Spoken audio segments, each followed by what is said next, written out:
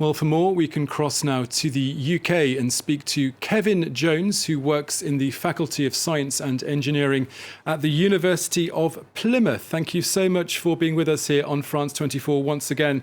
Now, just what, in your own opinion, has made this breakthrough possible this Monday? Is it all just down to this spring high tide, which could have buoyed this ship?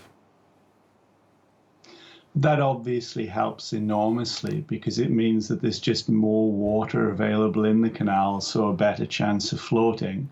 But I think it's also worth remembering they have been working now for the best part of a week to remove some of the silt around both the bow and stern, and have brought a lot of tugboats in order to have enough power to move the ship. So I think it's a combination of effort to date and the fact that the tide does definitely help.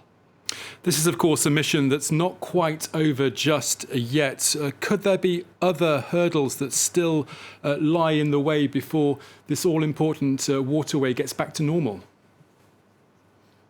I think, truthfully, until we actually see the Ever Given continuing down the canal in some fashion, there's always possibility of something to go wrong. They've taken a lot of ballast out of the ship. They've taken a lot of action around the banks. So it's probable that they're now in a better situation than they've been up to this point. But personally, I wouldn't feel confident till we see it moving down the canal.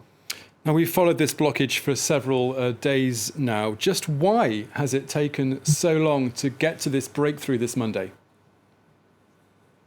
Well, the simple reason is if you look at the size of the ship, the size of the canal, and the sheer mass involved, it's actually a very difficult problem to solve.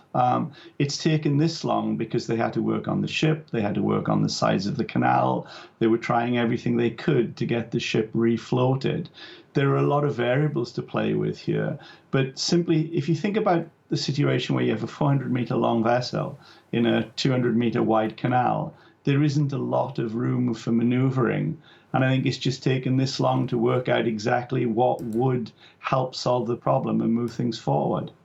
And do you think that this whole incident will lead in any way to some kind of overhaul of procedure or practice in the Suez Canal? We still don't know really what the cause was. I mean, I'm sure you'll have seen that initially it was believed to be wind and weather. Now there's speculation that there was error or possibly even failure of some equipment involved.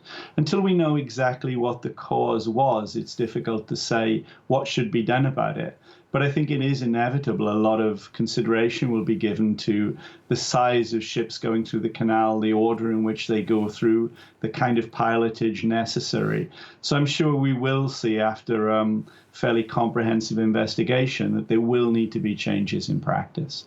OK, Kevin Jones from the University of Plymouth in the UK, thank you so much for joining us once again here